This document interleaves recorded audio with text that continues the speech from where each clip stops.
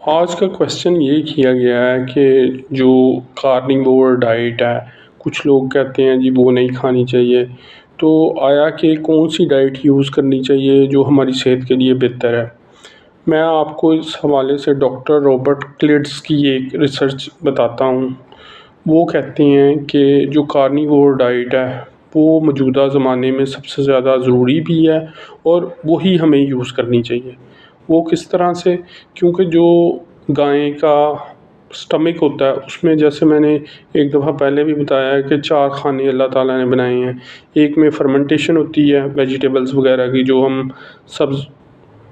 سبزیاں کھاتے ہیں یا پھر اسی طرح کی جو ویجیٹیبلز کھاتے ہیں، تو اللہ تعالیٰ نے یہ نظام بنایا ہے کہ وہ فرمنٹ ہو کے وہاں تو دودھ میں کنورٹ ہوتا ہے، اس سے مکھن یا دیسی گھی وغیرہ بنتا ہے، وہ ہماری صحت کے لیے بہت اچھا ہے۔ اس کے علاوہ اس کا گوشت یعنی بڑا گوشت بیف، وہ ہماری صحت کے لیے بہت اچھا ہے۔ اس سے کیا ہوتا ہے کہ امیونٹی وغیرہ ہمارے جسم میں بڑھتی ہے، لیکن وہ گوشت ہونا چاہیے گراس فنشڈ، یعنی وہ کھلے جانور ہونے چاہیے جو چرتے ہیں، خود چرتے ہیں، فارم کے جانور نہ ہوں۔ دوسرا اس میں کیا ہے کہ کارنیور ڈائٹ میں کیا شامل ہوتا ہے؟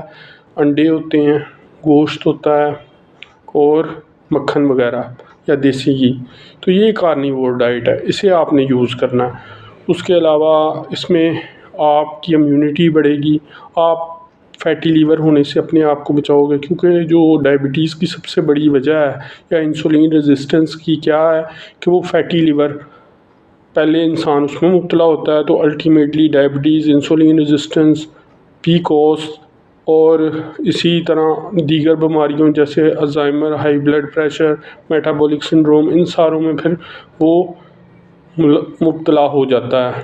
تو اگر آپ نے صحت مند رکھنا ہے تو سب سے بہترین ڈائٹ ہے وہ کیٹو ڈائٹ ہے۔ اس کے علاوہ کارنیور ڈائٹ ہے، آپ انڈے کھائیں، بیف ٹیلو یوز کریں یعنی بڑے گوشت کی چربی، اسے مکھن یا تیل کے طور پر یوز کر سکتے ہیں، یعنی آپ اس میں کیا کریں کہ دیسی گھی بھی اس کا بنتا ہے، یعنی جو آپ کھانے وغیرہ میں استعمال کرتے ہیں اس کے پکانے میں بیف ٹیلو سے آئل بنتا ہے۔